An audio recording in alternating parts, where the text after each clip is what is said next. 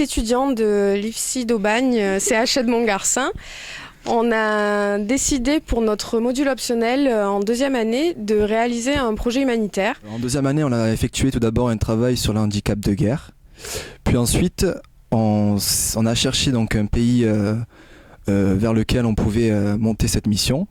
Donc après maintes péripéties, notre choix s'est arrêté sur le Népal, qui a donc connu une guerre civile pendant une dizaine d'années, qui a fait beaucoup de morts et beaucoup de déplacements de population. Du coup, on a rencontré une association de Cassis qui nous a épaulés pour monter le projet et qui a décidé donc de nous emmener avec elle sur un périple à travers les 3 villes où eux sont installés depuis déjà quelques années, à savoir Pokhara où ils ont monté une maison familiale, puis Narangat où ils parrainent des enfants pour que les études soient poursuivies après l'école primaire. Donc on va rencontrer là-bas des étudiants qui rentrent en fac de médecine et dans un IFSI aussi, donc on pourra faire un échange là-bas. Et puis dans une 3e ville, enfin un petit village qui s'appelle Madi et qui est donc à 7 km de la frontière indienne, au sud du Népal, et qui se trouve en bord de jungle et où l'association a un dispensaire. Le Népal, en plus de l'exode des populations, a connu un problème au niveau de l'organisation de la santé publique. Donc en fait, tous les médecins népalais ne gagnant pas assez d'argent se sont installés dans le privé. Donc les populations ne peuvent plus avoir accès aux soins comme il faut. Le dispensaire est très fréquenté et vu qu'il se situe à moins d'une heure de marche de la jungle, les populations nomades peuvent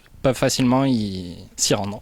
Alors il faut savoir aussi que le dispensaire accueille chaque jour 35 enfants en fait, venant de la jungle qui font partie des familles nomades et qui sont accueillis pour avoir une préscolarisation et pouvoir aussi avoir une nutrition adaptée au développement de l'enfant. Donc ce qui va se passer, c'est qu'on va aussi aller voir les familles nomades directement chez eux, essayer de faire une éducation par rapport à l'alimentation des enfants et également par rapport à l'hygiène. Au niveau de la maison familiale de Pokhara, un de nos objectifs aussi, ce serait de permettre à l'association Main dans la main autour du monde de pouvoir construire le 2e étage de la maison familiale. Bon, un de nos objectifs est de créer un projet pérenne donc au Népal. Étant donné qu'il y a aussi d'autres promotions qui arrivent derrière nous, qui sont très motivées pour participer à des projets humanitaires. Le groupe qui restera ici va établir donc un journal de bord. Ce groupe fera donc un lien avec celui qui sera en voyage afin de retracer donc leur périple au jour le jour via donc un site internet et aussi via la presse locale afin que vous puissiez vivre ce qu'ils vivent là-bas. Donc depuis 2 ans qu'on monte ce projet, on a rencontré de nombreuses galères. À savoir, au départ, on n'était pas réellement fixé sur un pays, donc le pays a changé régulièrement. On a rencontré beaucoup de galères aussi au niveau financier, puisque on a été obligé de s'autofinancer, plus essayer de courir un peu partout, demander des subventions en mairie, au conseil régional, conseil général, un peu partout. Puis on a fait beaucoup de soirées, on a fait beaucoup de lotos, des ventes de muguets, des papiers cadeaux. Ça nous a pris beaucoup de temps et puis au fur et à mesure ça paye et là ça y est, on a nos billets d'avion, nos billets de train et on part et on est super contents. Alors nous souhaiterions remercier les partenaires qui nous ont aidés finalement à construire ce projet.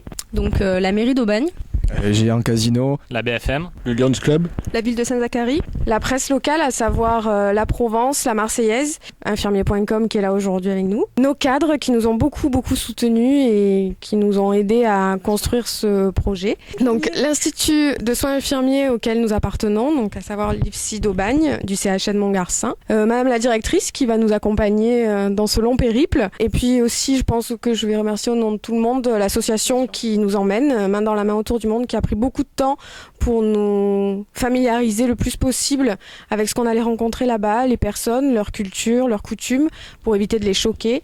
Ils espèrent qu'on pourra continuer à les aider après et on est tous partis pour. Donc on souhaiterait vraiment les remercier. Un grand remerciement donc à Anne-Louis Mainviel. Namasté.